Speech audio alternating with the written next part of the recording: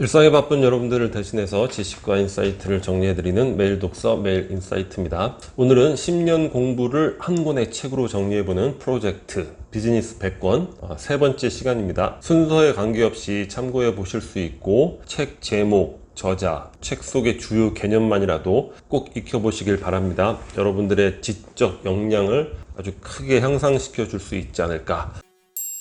24번째 롱테일 경제학 크리슨 앤더슨 80대 20 법칙과 블루오션 전략을 뛰어넘는 새로운 경제 패러다임이라는 거죠. 자, 롱테일은 뭐냐면 과거에는 20%의 제품이 80%의 매출을 발생시켰다는 거예요. 그런데 지금은 인터넷의 시대잖아요. 그러니까 과거에는 오프라인 매장 위주로 유통이 되니까 유통을 뚫기도 어려운 거예요. 그걸 뚫어서 진열대를 확보를 해야 되는데 공간이 한정적이죠. 근데 인터넷은 어떻죠? 공간이 무한대죠. 굳이 오프라인 매장에 그 매대를 차지할 그럴 이유가 없잖아요. 그러니까 다양한 상품이 유통이 되기 시작했다는 거죠. 그래서 니치 마켓, 틈새 시장이 계속 커가고 있다고 합니다. 소수의 상품이 높은 매출을 일으키지만 틈새 마켓이 발전하면서 작은 상품들, 개별 상품들도 꾸준히 이렇게 롱테일이 되는 거죠. 꾸준히 매출을 일으키면서 소수의 상품이 일으키는 매출이 주요 상품이 일으키는 매출과 거의 동등한 수준까지 발전을 해나가고 있다고 합니다. 25번째 트렌드를 읽는 기술 헬릭 베일가드. 비즈니스맨과 트렌드 세터들이 반드시 읽어야 할 트렌드 입문서라는 거예요. 우리 트렌드에 관련된 책 많이 다루고 있는데 이 책은 기존에 존재하는 트렌드를 소개하는 책이 아니라 어떻게 하면 트렌드를 읽어낼 수 있는가, 그러니까 어떻게 하면 기회를 선점할 수 있는가, 그러한 것들에 대해서 다루는 책입니다. 기존에는 많은 이들이 이제 직관으로 미래의 트렌드를 예상을 한단 말이죠. 근데 직관이라는 게 맞을 때도 있지만 또 틀리는 경우도 많죠. 그게 아니라 트렌드 사회학, 일종의 사회과학으로 발전시키고 있는 책이죠. 그러니까 모든 트렌드에는 각각 예측 가능한 패턴이 있다는 거예요. 왜냐? 이거는 인간 행동의 패턴에 기반을 하고 있기 때문에 이 패턴을 읽어내야 되는데, 트렌드라는 게 발전하는 과정이 처음에 트렌드를 만든 아주 극소수의 창조자가 있고 그 다음에 그것을 빨리 받아들여서 사용하는 트렌드 결정자들이 있다는 거죠. 그 이후부터는 추종자, 초기 소비자, 주류 소비자, 후기 소비자, 결국 마지막에는 보수적 소비자, 이렇게까지 쭉 연결이 된다는 건데, 여기서 가장 중요한 단계가 바로 결정자의 단계라는 거죠.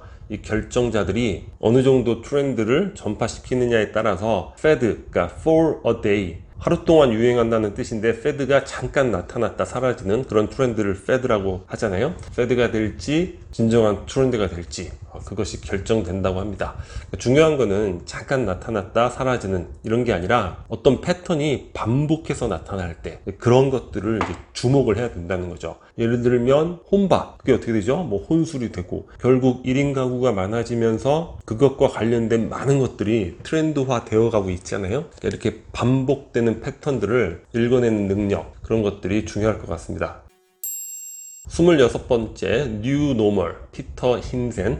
뉴 노멀이라는 말은 최근에 굉장히 유행어처럼 쓰이고 있잖아요. 뭐의 뉴 노멀, 뭐의 뉴 노멀. 그 개념이 바로 이 책으로부터 시작이 된 것이죠. 9년 전에 나온 책이에요. 무엇을 뉴 노멀이라고 했냐면 디지털을 뉴 노멀이라고 했죠. 지금은 디지털 트랜스포메이션이 아주 대세가 되어가고 있다는 거죠.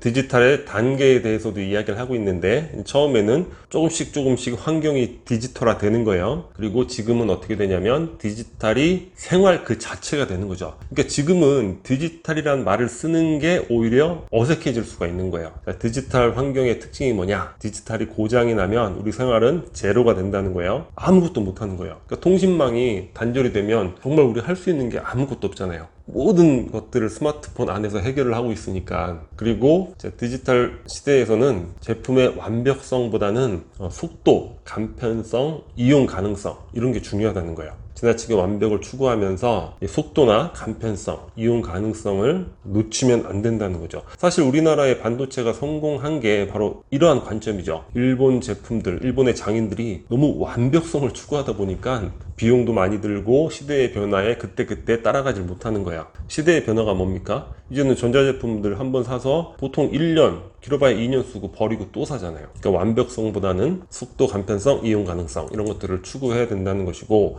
디지털 환경이 어떤 환경이냐면 완전 책임 시대라는 겁니다. 완전한 투명 사회를 만들었죠. 모든 것들이 투명해지잖아요. 돈을 쓰거나 디지털로 다 기록이 되기 때문에. 그리고 네 번째는 우리가 어떤 대상에 대해서 통제하는 것을 포기해야 된다, 이런 얘기죠. 비행기도 디지털로 자동으로 운항을 하고 있죠. 우리 인간이 뭐 통제하는 거 아니란 말이에요. 자율주행도 마찬가지죠. 우리 인간이 뭐 이제 운전을 통제하는 것도 아니고, 그리고 개인정보도 어떻게 막을 수가 없는 거예요. 그것들이 누출되는 것들. 그러니까 그런 부분에 대해서 완전 통제한다는 것을 이제는 폐기해야 되지 않은가, 그런 디지털 환경의 특징에 대해서 이야기를 하고 있습니다.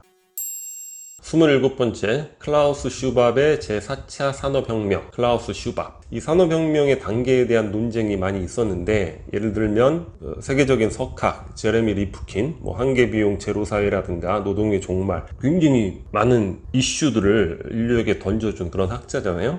제레미 리프킨은 지금의 산업을 이제 제3차 산업혁명이라고 명명을 하고 있어요. 차수가 바뀌는 거는 커뮤니케이션 도구, 이게 바뀌어야 되고 에너지의 원천이 바뀌어야 된다, 그런 관점에서 3차고, 근데 클라우스 슈밥은 지금의 변화가 사회, 경제, 문화적으로 엄청난 파급력을 주고 있기 때문에 4차로 명명을 해야 된다, 이렇게 주장을 하고 있습니다. 1차는 증기기관, 2차는 전기, 3차는 반도체, 컴퓨터, 인터넷이고, 4차가 뭐냐? 모바일 인터넷, 그다음에 센서, 강력한 통신망을 들 수가 있는 거죠. 근데 결국 클라우스 슈밥이 윈한 거죠. 사실 초기만 해도 이게 진정 4차라고 우리가 부를 수 있는가, 거기에 대한 의문이 많았는데, 지금은 너무나도 많이 쓰고 있기 때문에 그 부분에 대해서 더 이상 논쟁도 안 하는 것 같아요. 4차 산업혁명이다, 명명을 하고 있는데, 어떤 특징이 있을까? 어떤 분야들이 주목을 받는가? 그러니까 무인 운송수단, 3D 프린팅, 로봇공학, 신소재, 사물인터넷, 굉장히 중요한 부분이죠. 센서를 이용해서 블록체인, 인공지능, 신경기술, 가상현실, 증강현실 등등, 이런 모든 것들이 빅데이터와 연결되면서 우리가 상상하지 못했던 그러한 신제품이나 서비스들이 출현한다는 거야. 그러면서 과거 1750년부터 2050년까지의 생산성 그래프가 나오죠. 이렇게 아주 점진적으로 거의 변화가 없는 것 같아요. 쭉 변하다가 최근에 와서야 이렇게 올라가는, 이게 바로 4차 산업혁명의 엄청난 파급력이라고 이야기하고 있습니다.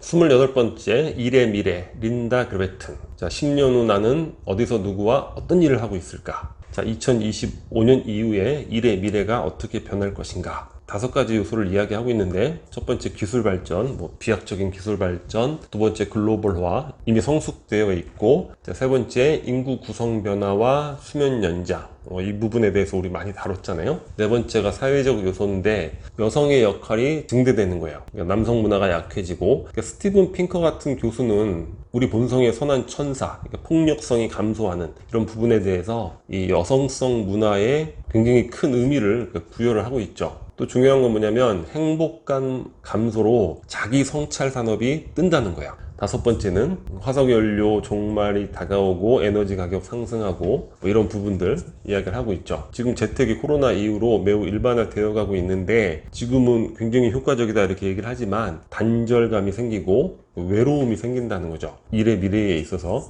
그리고 공동체가 약화되고 세대 갈등이라든가 사회 불안 요소 심해지지 않을까, 이런 예상을 하고 있고, 반대적인 부분은 협력과 참여를 통해서 집단 지성이 강화될 것이다. 플랫폼이라든가 여러 디지털 공간을 통해서, 메타버스 공간을 통해서 집단 지성이 발휘될 수 있는 부분, 그런 예를 들고 있습니다. 그래서 우리는 어떤 준비를 해야 되느냐, 3가지 자본을 준비를 해야 되는데, 첫 번째가 지식 자본. 우리 열심히 지금 공부를 하고 있잖아요. 지식 자본 축적을 게을리하면 안 되고, 한 분야 이상의 이제 깊이 있는 지식을 탐구를 해야 되고, 사회적 자본, 다양한 인맥 네트워크를 구성하라는 것이죠. 그 다음에 감성 자본, 돈과 소비 중심이 아니라 생산적 경험, 그러니까 자신의 재능이나 강점을 통해서 즐거움을 얻을 수 있는 그런 행위를 이야기하죠.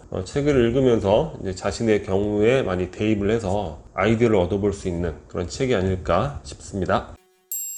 29번째, 기하급수 시대가 온다. 살림 이스마일. 기하급수, 그러니까 산술급수, 기하급수 이렇게 대비를 해볼 수 있는데 굳이 수학적으로 꼭 원리를 따질 필요가 없이 산술급수는 조금씩 향상이 되는 걸 이야기하는 것이고 기하급수는 제곱이죠. 이렇게 올라가는 것을 이제 기하급수라고 이야기를 하는 것이죠. 또 중요한 개념이 이제 한계 비용이 제로가 된다는 거죠. 지금 기업들, 뭐 페이스북이나 구글이나 뭐 마이크로소프트나 뭐 제품 하나를 더 생산하는데 똑같이 원가가 상승한다거나 이런 개념 없잖아요. 그냥 디지털 공간에 세워진 이런 기업들이기 때문에 한계 비용은 사실 제로라고 할 수 있는 것이죠. 거기서 큰 이익과 가치를 창출하는 거야. 그런 거대 기업으로 성장하는 거죠. 그래서 산술급수적인 사고방식이나 조직, 기업들이 지속해서 파괴될 것이다. 그런 이야기를 하고 있습니다. 과거에 뭐 야후의 예를 들고 있어요. 한때 잘 나갔던 기업이잖아요. 근데 어떤 하나의 프로젝트를 진행할 때 브랜드팀, 법무팀, 개인정보 보호팀 한 팀을 통과하는데 거의 수주일의 시간이 걸렸다는 거예요.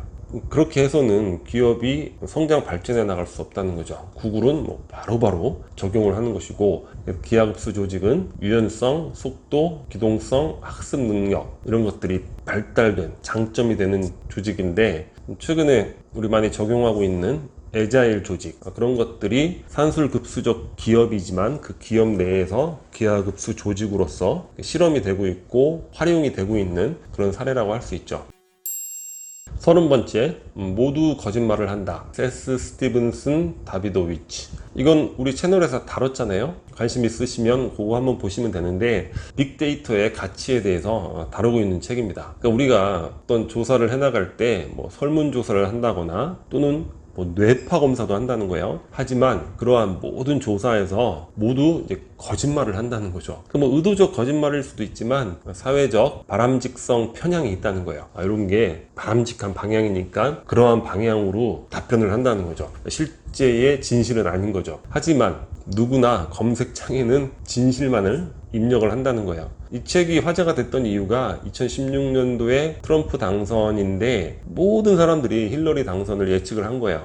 예측의 뭐 달인이라고 했던 그런 분석가조차도 힐러리 당선을 예측을 했는데 검색 트렌드를 보니까 깜둥이 검색이 굉장히 늘어나는 이런 현상을 보면서 트럼프 당선을 예측을 한 거죠. 검색창에는 진실만을 기입을 한다 이런 얘기입니다. 굉장히 재밌는 내용들도 많이 있어요. 검색창에 뭐 어떤 성적인 부분에 대해서 진실을 이야기하고 설문조사에서는 거짓을 이야기하고 이런 것들 얘기를 많이 하고 있고 자 빅데이터의 유용성에 관한 책인데 이제는 빅데이터 단순히 숫자만이 데이터가 아니라 단어, 문장, 이미지, 사진까지도 데이터로 이용을 할 수 있다 이렇게 이야기를 하고 있고 모든 빅데이터 책이 얘기를 하고 있잖아요. 그 데이터에서 어떤 인사이트를 뽑아낼 수 있는가 그런 것들에 관련된 우리의 역량 그런 것들이 중요하다고 이야기를 하고 있죠.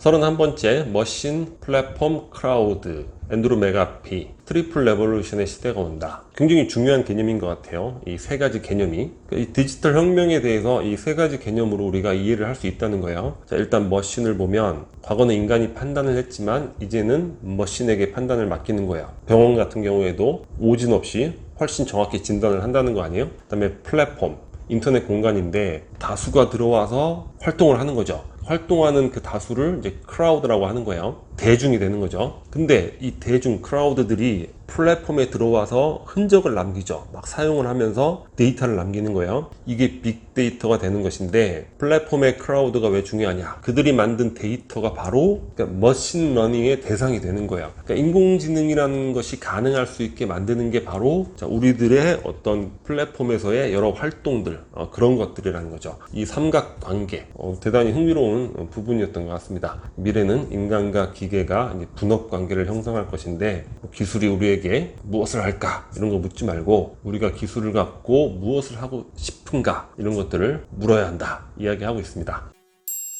32번째, 신뢰 이동, 레이첼 버츠면. 이 책도 대단히 흥미로운 책인데 우리의 일상, 우리의 삶 자체가 디지털화가 되고 있는데 그걸 어떤 관점으로 바라보냐면 신뢰의 문제로 바라본다는 거예요. 신뢰의 대상이 이동해 가고 있는, 신뢰 혁명이 발생하는 관점에서 지금의 기술 발전과 사회 변화를 이해하게 하고 있는 그런 책이죠. 그러니까 관점이 흥미롭다는 거예요. 우리가 과연 우버를 어떻게 믿고 에어비앤비를 어떻게 믿냐는 거예요. 낯선 사람하고 처음 만나가지고 또 낯선 이의 집에 가서 처음 잠자는 게 이게 어떻게 가능하겠어요? 과거 같으면 가능하지가 않죠. 바로 이러한 신뢰 이동, 신뢰 혁명을 통해서 가능했다는 겁니다. 인류 역사, 과거에는 이제 지역적 신뢰, 그 지역 내에서 서로 신뢰하는, 그 다음에 제도적인 신뢰, 계약관계, 그러니까 중개인들을 통해서 법적인 계약을 이루게 되잖아요. 중개인들을 신뢰하는 그런 단계에서 지금은 분산적 신뢰가 되었다고 합니다. 그 신뢰의 바탕이 되는 게 플랫폼을 통한 평판, 평점, 다양한 댓글들 남기잖아요.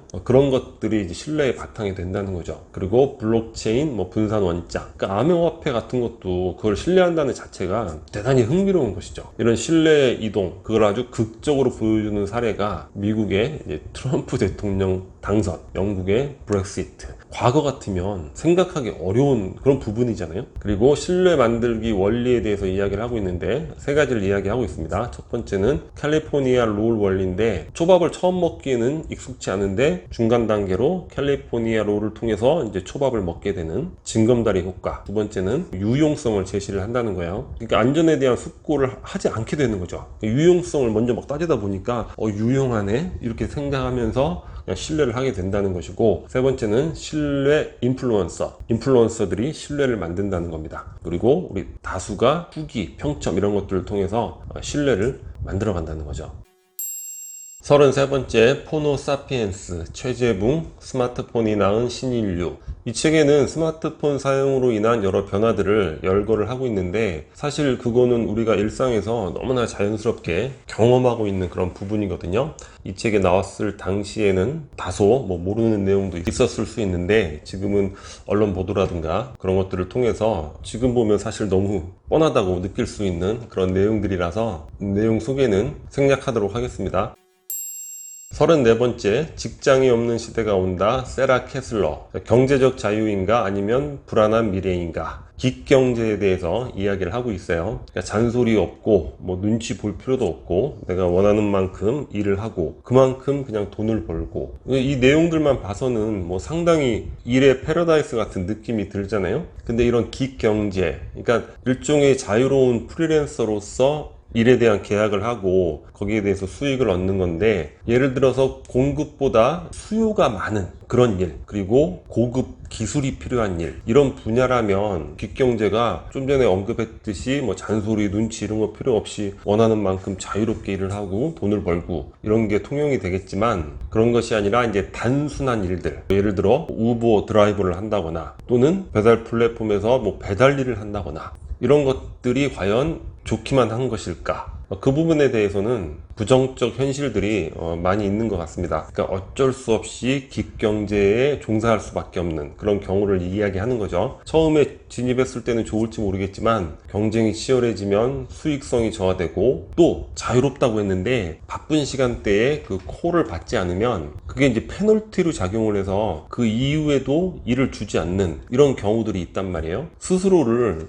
옥죄는 더욱더 스트레스가 심한 그런 경우가 발생을 한다는 거죠. 그리고 크라우드 소싱이라는 이런 노동 중개소가 있다는데 이것도 마찬가지라는 거예요. 가끔 가다가 혐오스러운 일 같은 걸 제시를 받는다는 거예요. 근데 그거를 거절하면 또 그 다음에 또 일을 안 주기 때문에 어쩔 수 없이 그런 것들을 해야 하는 이런 사례들이 우리나라에도 많이 이제 보도가 되고 있잖아요. 특히 미국 같은 경우에는 한 40% 정도가 이런 기경제 형태로 고용하고 생활을 하고 있다는 거예요. 그러니까 코로나 사태 때 봉쇄를 하니까 어떻게 돼요? 그러니까 생계를 유지를 못하는 거죠. 그러니까 차라리 봉쇄보다 그냥 코로나를 감수하겠다, 뭐 이렇게 데모를 하면서 뭐 그런 구호들, 그런 것들의 이유가 바로 이런 긱경제에 종사하는 인원이 많기 때문이라는 거죠. 근데 이 긱경제도 이제 반짝하고 지금은 서서히 이제 사라지는 추세라고 하는데, 기업에서도 이런 모델을 취소를 하고, 또 긱경제에 종사한 사람들이 절반 이상이 1년 이내에 그만둔다고 합니다. 그러니까 비인간적인 처사라든가, 그리고 실제 일하는 것에 비해서 최저임금보다도 더 적은 그런 수익을 얻는 이런 걸로 인해서 이탈을 한다는 거죠. 하지만 이러한 뭐 프리랜서, 비정규직 형태의 일 그 자체는 없어지지는 않겠죠. 그건 예전에도 있었던 일이고, 그것이 이제 스마트폰이나 앱을 이용했기 때문에 그냥 긱경제라고 새로운 네이밍이 붙은 것 뿐이지, 그런 간접 고용 방식은 뭐 유지는 될 것이다.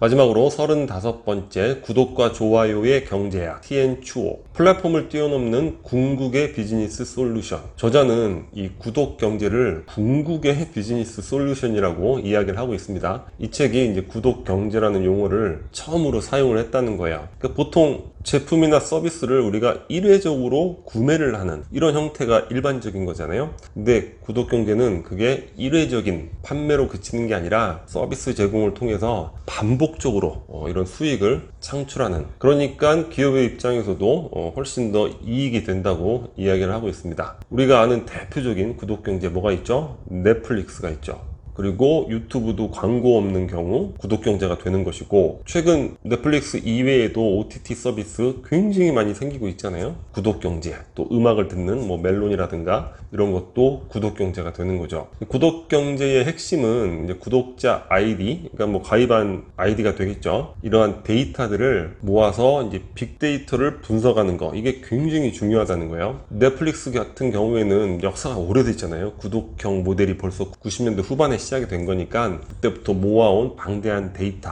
그리고 데이터 처리 기술, 이런 것에 의해서 보통 유저들의 75%가 넷플릭스 추천에 의해서 영화를 시청한다고 합니다. 그리고 뭐 자체 제작 콘텐츠 이런 것도 방대한 빅데이터를 통해서 배우까지도 선정을 한다는 거야. 보다 높은 시청률을 위해서. 그리고 일반 제품 판매 기업에서 이제 구독 경제로 성공적으로 이전한 케이스로 어도비를 얘기를 하고 있어요. 우리 유튜브 편집할 때 프리미어 프로 이런 프로그램 쓰잖아요. 그것도 이제 어도비 제품인데, 저도 한번 가입을 해서 써본 적이 있는데, 어도비가 기존에 이제 소프트웨어 개발하고 판매하는 회사에서 이제는 구독 경제를 기반으로 해서 마케팅 클라우드 서비스 기업으로 아주 성공적으로 탈바꿈을 했다고 합니다. 제품을 한 번에 구입하면 비용이 좀 비싸잖아요. 이제 구독하면 월별 지출이 되지만 그거보다는 부담이 덜하고 방대한 그 어도비에서 만드는 소프트웨어를 뭐 이용할 수 있는 그런 혜택이 있다는 거죠.